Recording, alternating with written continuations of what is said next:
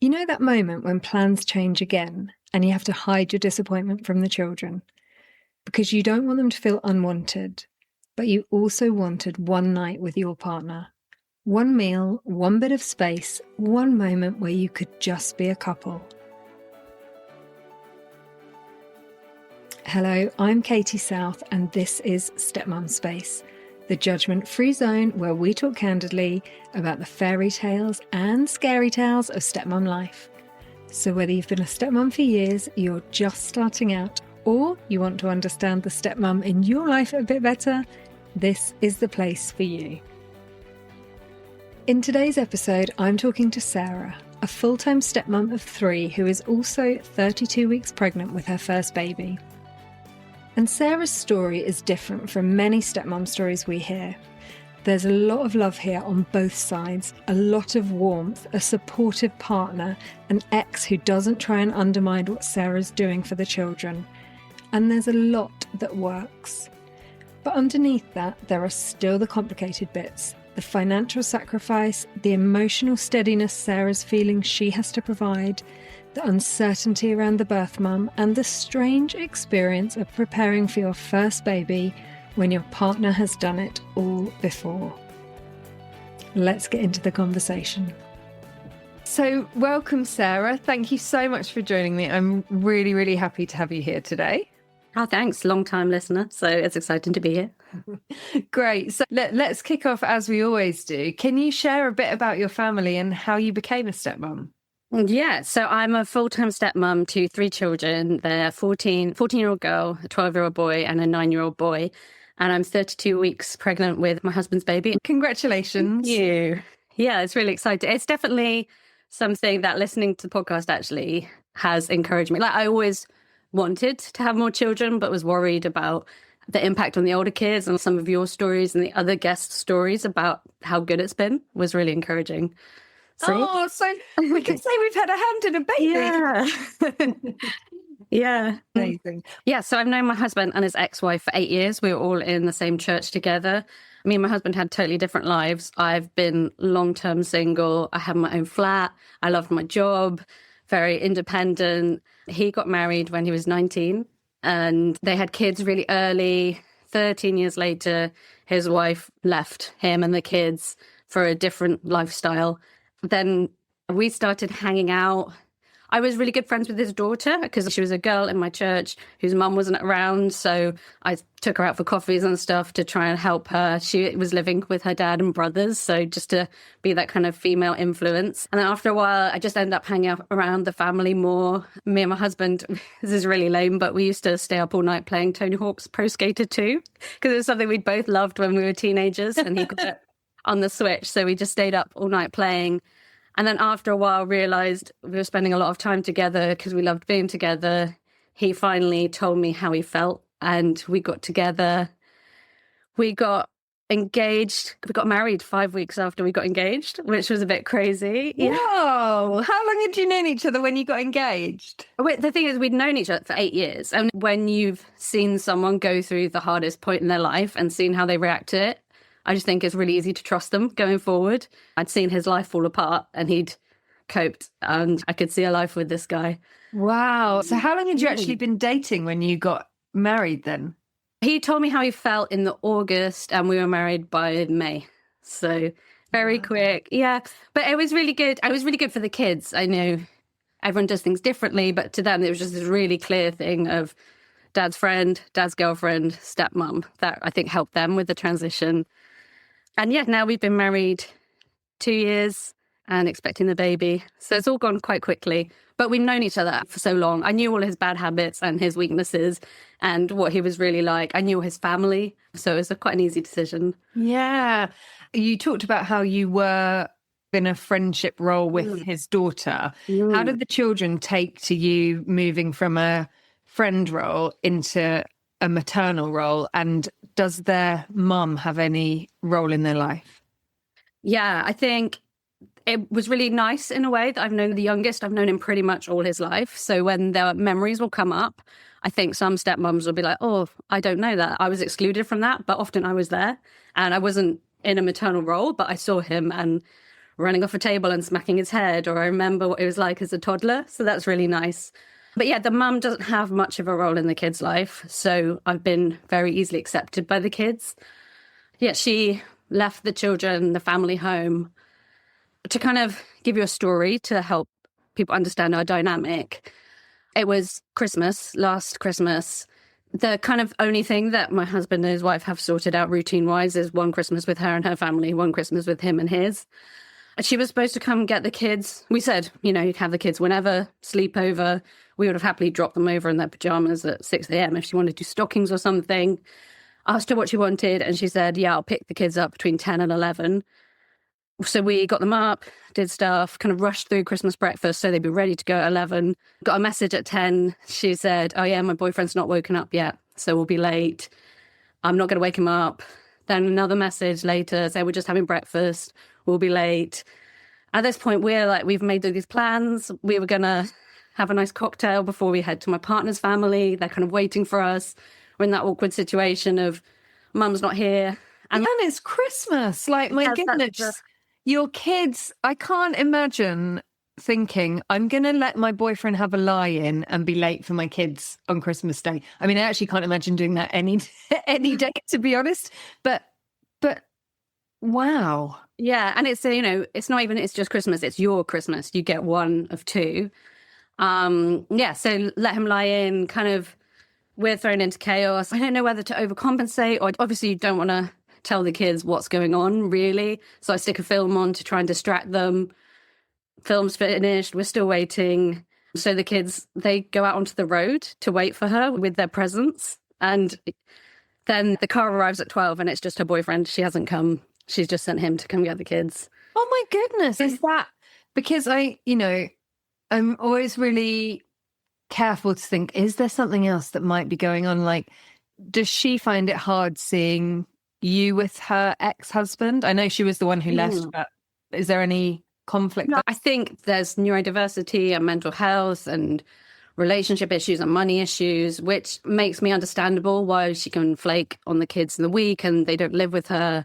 There's not regular things, but you think if the will to really show up for them was there, then that every other Christmas you'd make it happen. If it was me, I'd be setting a million alarms and phoning other friends to bring me over. She could walk it in 30 minutes to be there for them on Christmas. My heart breaks for those little kids standing on the side of the road with their presents. Yeah. And it's just that's the chaos it brings into our life of we had plans. We were going to have a nice little couple time before going to a big family thing because we're both introverts. We're then delaying going to our family.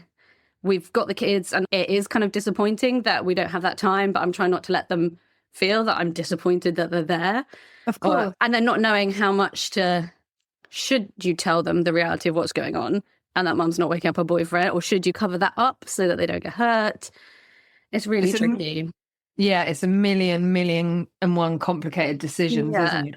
Hopefully that shows like how the kids have accepted me because I'm just safe, emotionally stable. Yeah, it's really nice in a way. A lot of step parents think of like, how can I be the most fun and maybe not the better parent? And there's a bit of competition. It's just for me, like if I give them some hugs and 3 meals a day and stay emotionally stable and pick them up from school on time, I'm like stepmom of the year.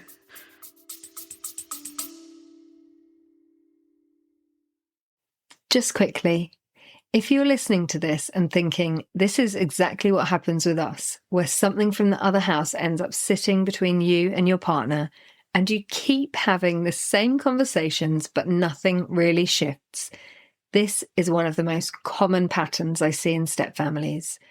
And it's not just about communication, it's about what's happening structurally in the relationship. This is exactly the kind of thing I work through with couples. So if you want support with that, not just talking about it, but actually changing the pattern, you can find everything you need on my website, or you can drop me an email, katie@stepmumspace.com, to find out more about couples coaching. And you mentioned before that before you met your husband, you had your own flat, had a job that you love. Obviously, you now live with your husband. Did you have to change jobs to work around the kids? No, I've actually always worked from home, which has been really good. And it's been really lovely the way being around kids brings joy into your life, because I'm a designer, and there were days when, yeah, work was really stressful. And now at the end of the day, they're like, oh, show us what you built. And I'm like, I built a website, and they think it's the coolest thing ever that I get paid to draw for a living. Oh, I love that. Yeah, lots of joy that the kids bring. And work have been amazing. If the kids ever need things or they're ill, I just put something on Slack and they let me go. The amount of times I've left baby mama drama as my status and been offline, it's been great.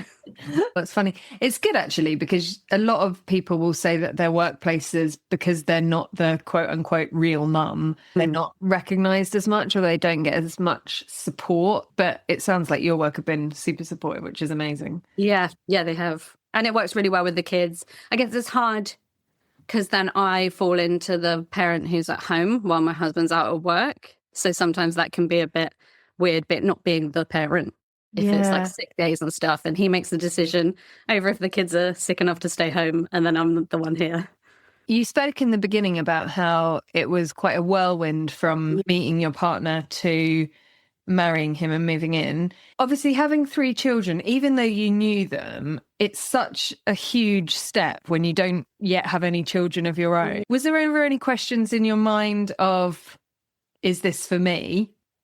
Yeah, that's tricky. I don't think I consciously thought about that. I'm just a really driven by my gut person, and was just like, I am obsessed with this guy. I love these kids. I'll throw myself in. I think I'd also, because I'd been on my own for so long, there was no kind of grass is greener. I knew how lonely that could get, and how being able to do whatever you want, spend your money however you want, didn't make me that happy. So I kind of had lived that life and felt like I'd done it. So when this opportunity came up, I was like, yeah, why not have a family? And yeah.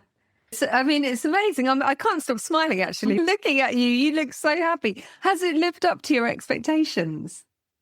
Yeah, it has been really fun. It's been especially really fun having a teenage daughter, and I see it from her side, and it's so nice for her to have another woman in the house. My husband, he's an amazing girl dad, but he does have a real man's brain, and he's not been through the experience of being a teenage girl. So he doesn't know how to get blood out of things. He doesn't understand the girl drama at school. She'll come back in tears because a girl isn't speaking to her, and he'll just be like, why can't you get over that? And it's not the same for guys. You know, the boys will come back and talk about a fight, and I've never been in one. But it's also really lovely for her. And it's sad that she doesn't have more of her mum's influence, but it's also lovely to fill that role. We've just been watching all the Twilight movies together. I get my friends over and we watch, now that she's past 12, we can watch all those classic movies together and have all these experiences that I thought I might never have because I might not have children. And you think, I'll do this and we'll do face masks and we'll go out to gigs, and I'm getting to do all that now without having to do the nappies and vomiting. But my time is coming. Yeah, I was going to say, you're 32 weeks pregnant. Your time is not far away. And I'm trying to process what you said about their mother, excuse the clunky language, and how she decided she wanted a different life. Like, I'm guessing if your husband was only 19 when he got married, she was probably very young as well. Yeah, and I mean, I think if she was a guy, we'd call it a midlife crisis of just, I settled down too early. She kind of lives the life I lived when I was 19 now. It's like we've traded places. Apart from Christmas, is there any contact schedule in place? Yeah, I mean, that's another thing that's been tricky is I think I would have done this all through the courts and arranged custody and everything, but there's no agreement on anything. She kind of does once a week school pickup, but we'll also be like, oh, I can't do it this week. And then we have to figure out something. And what do the kids say, if anything, about that? Yeah, that's a really hard one. I think as kids, they just accept that that's all they've ever known. We, in some ways, try to help them think critically about it without trash talking their mum. And when there's mental health stuff at play, you've got to have a lot of sympathy. But I think we'll just ask them questions about. They'll come back. The one thing they always say, there's certain movies we're not allowed to watch. They're like, no, mum said we can't watch that because we'll watch that with her. And I'll just ask, when did mum say that? And have you had movie nights since?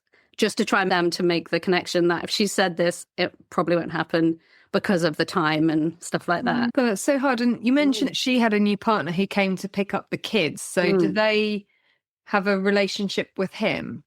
Yeah, he's actually a great guy. We really like him, and it's really good that he's around them. But yeah, I don't really know what goes on with relationships, and I don't think because all the communications between her and my husband that's communicated too much who she's with and what's going on. But so yeah, you just got to kind of trust that the kids will be safe, and we talk to them without like interrogating them, and hope that they'll report anything back that they're not enjoying. Yeah. And how has bio mum been with you? Yeah, it's really weird. We were friends. And that's a really weird changing dynamic, to be honest, because it is so hard when you are like raising someone's children. And yeah, I feel like, kind of angry at how she treats them, and also feel like my life has changed so much as a result of her decision to have these children and then to leave, which obviously I chose the marriage, but it's hard to relate well to her if there's not any sort of communication about, maybe if she said, I'm in a bad place, thank you for doing this, it would be so much easier. But because of that, and because of the way I've overheard her talking to the kids and my husband, I don't have any contact. It's a shame as well for you, because I guess coming into a relationship with a new partner who has children, most stepmoms, not all I know, but most stepmoms have usually half or more time with just them and their partner. Yeah. And for you, you never got that. Yeah. I think we were really lucky with the ages that the kids were when we got together, that when the youngest was 11, it could be a like 9 p.m. bedtime, and then we'd have the evening. And that's why we stayed up all night playing games. If we'd have got together now, it'd be impossible because the 14-year-old just doesn't go to sleep. You can hear her in her room banging around when it's the evening. We want to be together. So yeah, everything worked out at good times, but it is hard. And it's really hard for me when plans change, to not let the kids see that disappointment in my face when we were going to go out for a meal and then they can't go have a sleepover with mum or something like that, and not show them, to make them feel that they are always welcome in the house, but also to have that feeling of, I wanted to have a date night with my husband. How do you deal with that? We've got really good grandparents and other people in the family, and even his ex-wife's, her sisters and her wider family they're very grateful I'm in the kids' lives, so they help us out with babysitting and stuff like that. So we do manage to make it work. It's just that moment when we had a plan and it gets changed that's really tough to deal with. Yeah, and I think that has been a struggle of joining this family with the history they've had, of not feeling like I can be open about emotions and how I'm feeling about things, because they need me to be emotionally stable. And the kids and my husband have been through this experience of everything's fine, everything seems okay, then the wife leaves, and just, I guess everyone's maybe worried that I'm going to do the same, or maybe I put that on myself. So I feel like the new baby is going to be a real good, like, yes, I'm here, I'm going to stay. But just feel it, if I was like, I'm not happy with this life, how they would hear that, and if they'd attach all the baggage of the past to it. It's a lot for you to be carrying. Yeah. In terms of emotionally, to be carrying the weight of this awful thing happened to the children. If I behave in one way, I'm worried that they might think the same's going to happen with me. That's a lot for you to be walking around with. I think, we just, with the kids, that is, I think, just something that I'm going to carry. And when they're older, then you'll be able to have more emotion and share more. But I don't want them to ever feel like I hold it over them, if I gave up everything for you. And then with my husband, we just talk about it a lot. There's definitely a time when he was like trying to make things too easy for me, and trying to get the children to do things, and trying to maybe control things around the house so that it was easier for me. And I was like, what's going on? Are you worried that this is going to get overwhelming and I'll leave? And we talked that through. I was like, it's fine. I will tell you if I'm not happy. So don't tread on eggshells. Don't try and make everything smoother for me. Yeah. You mentioned earlier about your faith. So when you said you were in the house a lot, did you and your partner live together before you got married? No. So I left my flat and then we got married and we moved in together. So that was, such a lot. It was why I think I had to be really certain that I wanted to do this and be all in. And it's been really fun. That was really good for the kids with that kind of clear transition. Now I'm part of the family.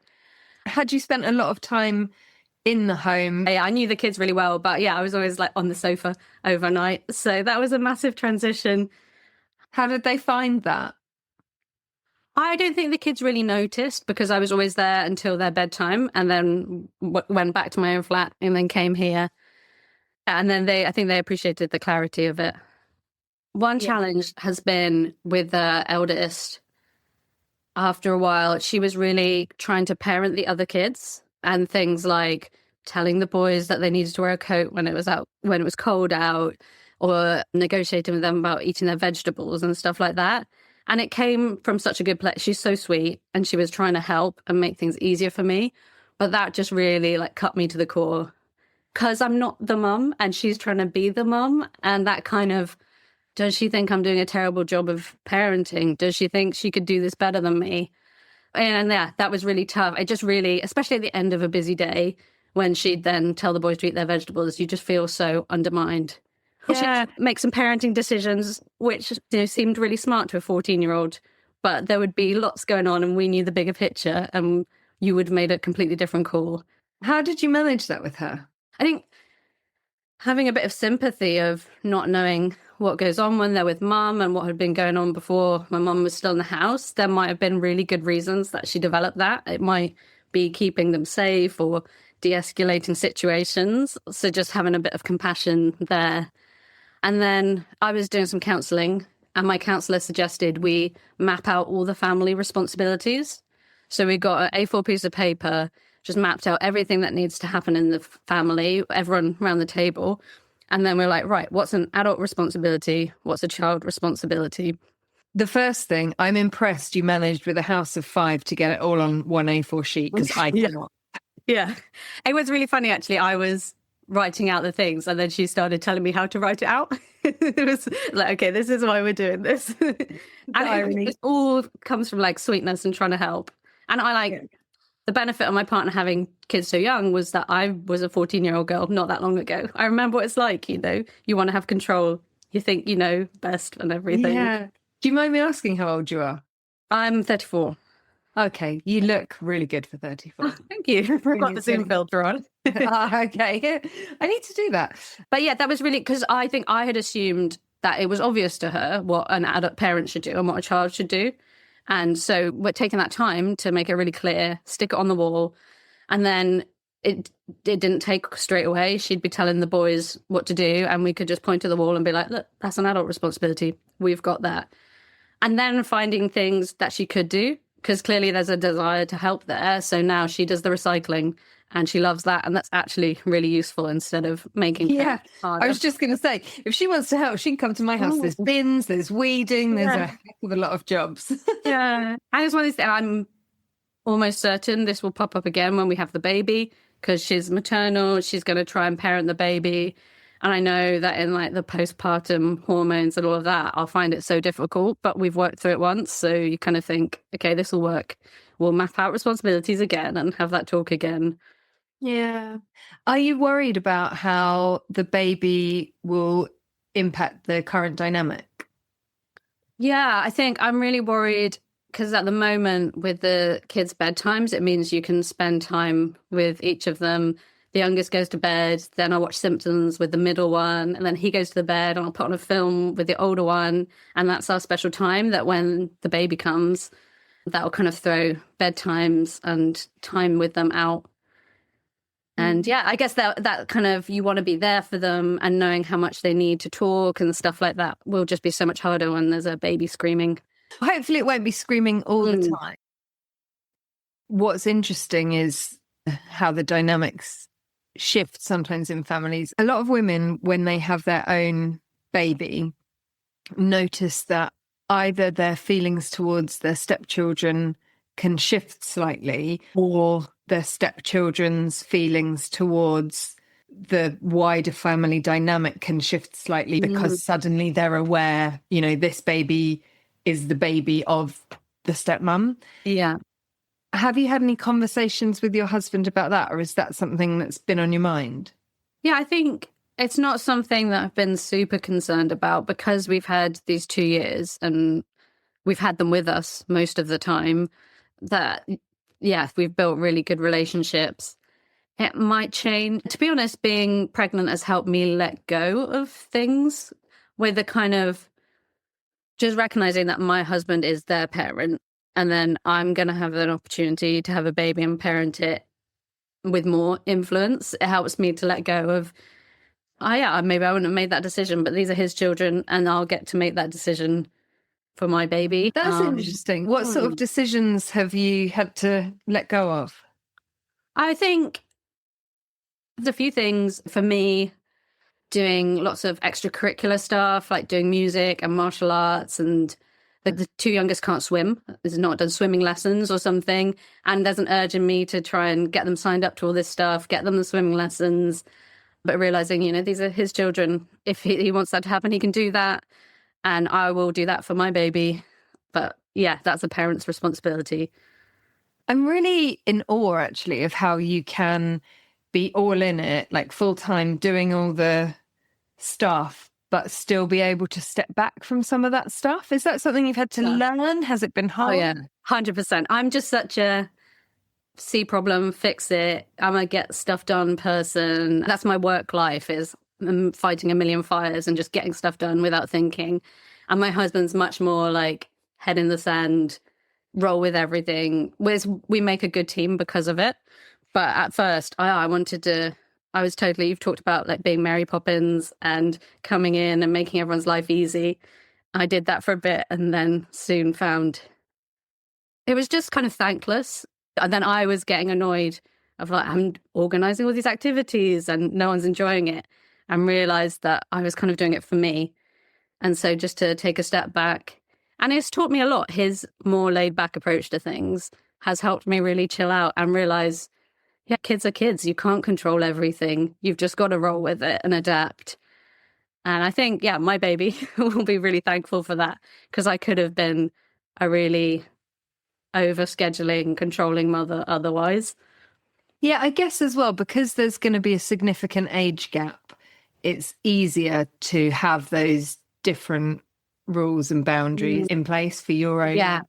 Yeah, I'm not worried that, because if kids are so close in age, I imagine you can say, well, this one is allowed to do this and this one isn't. That's not fair. That they're just on totally different. That was always something that came up before me and my husband had children together, because my son from my first marriage and his daughters from his first marriage were similar ages. So it was really difficult, because my son would say, but why can't I do that when they can? Yeah. And I would actually say, because their mum and dad make their decisions for them and your mum and dad make your decisions for you. But I can see how that must have been really hard for a young kid to be like, but why do I have to finish all my veg and, all those things? But, a lot of families do find that difficult, because you want to have consistent rules for the children because that feels fair. But then if one family suddenly has to adapt a lot more than the other family, is that fair? Like the whole question of fairness is... Yeah, and I think that's something that, because the kids, it's very much not co-parenting with the mum, it's parallel parenting. They're used to, there's just different rules. Things are completely different in two households, that they'll be able to understand that things are totally different for a half brother. So a lot of the time I hear from women who are in your situation where they have come as a single independent woman with her own financial resources, and then being with a man with children, it can get quite tricky in terms of how you navigate that. Is that something that you've had to deal with? Yeah, it is tricky. Yeah, it's been a real change of, I could spend all my money on me, I could go on holiday, and now I'm providing for a family. The birth mum doesn't contribute anything financially. And I do find I've chosen to do it. I love it. But there is some resentment about that, of when the kids are really ungrateful about what we give them, you kind of want to tell them the full story. And like, did you know? I shouldn't have to give you my money. I'm your stepmom. Obviously, I'd never say that. But yeah, when they're like, oh, can we go to McDonald's? And I say no, that kind of, don't you realize how much? Do you mind me asking? So do you go all in? And Yeah, I bring in more money than my husband. He was working a bit before we got together because his wife had left him to raise the kids, so he couldn't work full time. So that's been a real transition. And it's hard when, like at Christmas with the presents, I know we're going through a phase where everything is like, thanks, Dad, big hug for Dad. And like, I kind of paid for these as well. And I think most of these were my ideas. I just hold on to in 10 years, we can tell them, and then they'll be really grateful. And I wouldn't ever want to hold it over them, because I know I've heard this secondhand from one of the grandparents, but they said there was a few months when the middle boy was like stealing any small change he could find and picking up pennies he could find. And they asked him why he was doing it. And he said it's because mum has no money. And like, I never want him to know about our finances and what's going on and feel that adult pressure. Gosh, you are incredible. Like, there'll be women listening who'll be like, how do I get more of that in my life? And I think that when you have given up a lot and you're happy that you have, and you're with your partner, your husband who you love, and you've got a family that you love, how did you manage to get through that resentment that you just mentioned?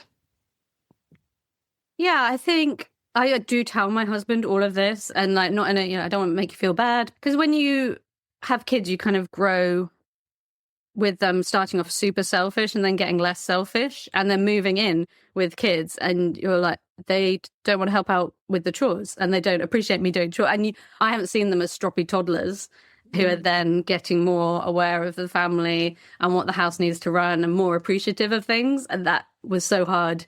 So I told him that, and he's like, okay, when we clean the house, you can go out for a walk, so you don't have to hear them being like that. And so he helps. But also, it's just getting it out, really, that helps. It sounds like you got brilliant support from your husband as well. Yeah, he is amazing. It would be a totally different story with a different guy. And having known him for a long time, he's a great guy, but this is also the best version of him. Seeing how he's grown through the family breakup. He did loads of counselling, has grown in self-awareness so much that it just feels like we were at the right point for this. And I bet I hope he's super grateful for you. Yeah. We're both very happy and appreciate this relationship and this family. I didn't have any family before. He had a different family makeup before. You spoke earlier about how the church had played a role in your family. Can you share a little bit more about that? Yeah, it's been really interesting being a step parent in the church, because I grew up never thinking that this would happen. His parents are on their 40th wedding anniversary, mine are on the 35th wedding anniversary. All their friends were kind of lifetime married, because that's what the church encouraged. And so it was not that I didn't want this, I just never thought this would be a possibility for me. None of my friends are step parents. So in a way, it's been kind of really hard to fit into the church structure. And whenever I speak at a church or something, I'll always be like, hi, I'm Sarah. I'm here with my stepkids, to try and have some representation of step families. So that's been hard. But also, practically, the church has been amazing. Like, the week after my husband's wife left, people have been showing up with food, and they dropped off food for 4 months. Some people came around and redecorated his house. Wow. Yeah. When we had our wedding, we couldn't afford the full food. So we said, can everyone just bring salads and pudding? And they just turned up with so much food. There's a lawyer from the church I grew up in who's helping us do all the legal stuff for free. And there's a couple who we talk to. We meet up regularly and talk about how things are going with birth mum. And we run communication by them to get their input, because their son is a parent who's semi-estranged from his son, so they can kind of help us see things from her perspective and just give us advice and help us. It's so important to have that support in the community around you, and whether that's family or church or other religious institutions, it's so important. Yeah. And I think it's so good for the kids that they've just got loads of other adults in their life they can talk to, so that we don't feel that we're the only ones that bearing all the weight of all their emotions and everything they've been through. But also we have people to talk to. So baby's due in a couple of months. Yeah. Are you ready? Not at all. I was in such a weird situation, which I'm sure a lot of stepmoms are in, of my husband's done this before. He's an expert at nappies and I don't know what I'm doing. But that's probably good. It will help me to trust him. And I think I could have been the sort of mum where I will do everything, just like my husband feels like a spare part, but it's going to be a lot on him. Especially he thinks it's going to be really funny, because I'll be really neurotic about, is the baby breathing? Is this okay? And he's, fourth child. He's It's like, if it's not A&E, it's no problem. You mentioned that because you've known them since they're really tiny, when you see photos of them or talk about their early years, it doesn't trigger any sort of feelings of being an outsider or jealousy or any of that, which I know is so common with stepmums. And if you're listening and you're somebody who's experienced that, it's not to say it's a negative thing at all. It's just a really poignant reminder that you haven't been part of this child's life all their life. But is there any part of you that's worried about how things might play out because this is your first baby and it's his fault? Yeah, I maybe wonder about the strength of feeling I'll have for this baby compared to the others. He's been really good so far at coming to all the scans and being really excited. And, you know, I'll feel the baby kick and put his hand there and he'll feel it. But I guess there is that knowledge of that's not the first time you've felt a baby kick. And it is for me. And that is different. I don't think he would treat the baby any differently. He just loves babies and is a great dad. But there is that kind of, this isn't the first time. And I guess I worry maybe with the kids becoming teenagers, they'll take more of his emotional energy because of the things they're doing. Their lifestyle will change and that will really affect us, and whether that will kind of split us off a bit into like, I'll have the baby, you have the teenagers, and we'll be less of a team. Yeah, definitely. That's a really common concern that people have. And I think sometimes, you know, we have that in our family on the weekends when our older children are with their other parents and it's just us two and our children. It still sort of ends up in a splitting off on a Saturday because one of them's got a hobby somewhere and one of them's got a hobby the other place. So naturally that does kind of happen with more than one child. But when they're both your own children, it never feels emotionally loaded. Do you know what I mean? Yeah. And I think just the difference of the emotional needs of teenagers versus the really practical needs of a baby could really divide us. You're going to have a lot of babysitters. Yeah, they're very good with babies, so I'm happy about that. Those nights out will definitely be bigger. I think the only worry is having the kids too involved in the baby, not the other way around. And not wanting to burden them, you know, they're 14 and 12, they should be going out with their friends. Yeah, definitely. So because you've been so honest and, you know, you said to me before we started recording, you're happy to chat about anything. One of the things that comes up a lot with women who are in a situation where the first wife or partner, mother of the children left, they often feel like they're second best or an imposter, or they wouldn't be there if the first wife hadn't left. Have you ever had any of those complicated feelings? Yeah, I think I had that a bit when we were dating, of like, she is so different to me that you chose this person and then you're choosing me. And to be honest, when it came to second wife, his options were limited because of the baggage and where we live and everything. But I took that to a counsellor, and then she challenged me of if he could see a list of all the guys you've dated and their traits, he might come to some really wrong conclusion about who you're interested in. Like most of the guys I've dated were really career driven, and then he might see that and think, oh, you're really into guys with money. And that's not true. That would just be a coincidence. And so to judge him on the person he chose to marry at 19 and then see that I don't live up to that standard would be unfair. So yeah, I think he married me when he was 35 and he married her when she was 19. Just makes you see it. People change and what they want from life changes. So I don't feel that too badly. And also, a lot of the time, people can exist in unhappy marriages for a very, very long time, whether you're a part of a church or not. You know, there are a million reasons why people don't leave unhappy marriages. So I think for a lot of people, myself included, the second spouse is the best spouse. I think also he has grown so much as a person. And he's found himself, I think, through the split and learn more about what he wants and what he values. So, yeah, the fact that we're really different, you can see how I fit with him now. Yeah. Oh, it's such a beautiful love story. Like it really is. And I just am really grateful to you for getting in touch and sharing your story. It's been so lovely to talk to you. I'd love to hear more when the baby comes back and we've all settled into being a family of 6. It'd be lovely to chat to you again then. you. Well, as I said, I don't know many stepmoms, so hearing other people's stories has really helped me and encouraged me. So just want to pay that forward.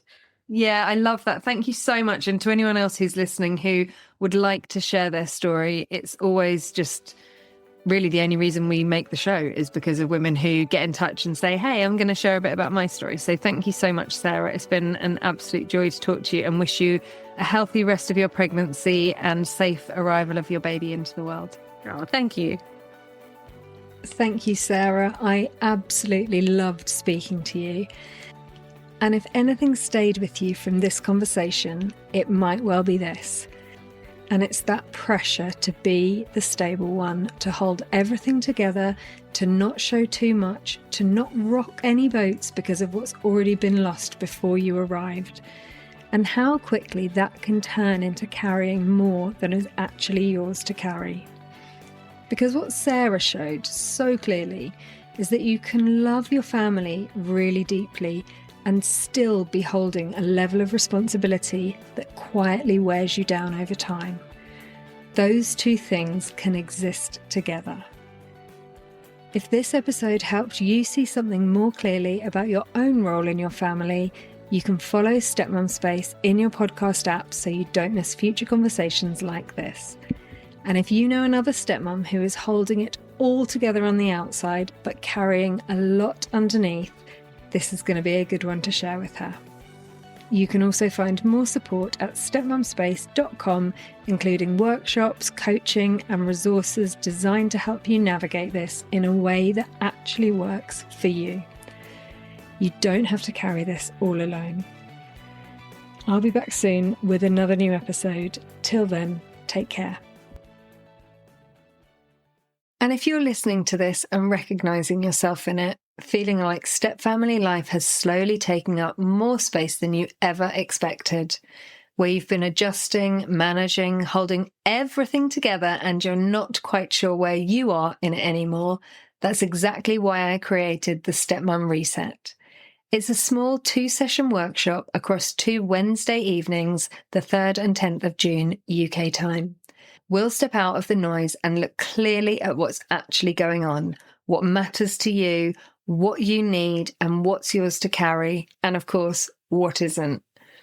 Spaces are limited. If you want to join, you can find all the details at stepmumspace.com.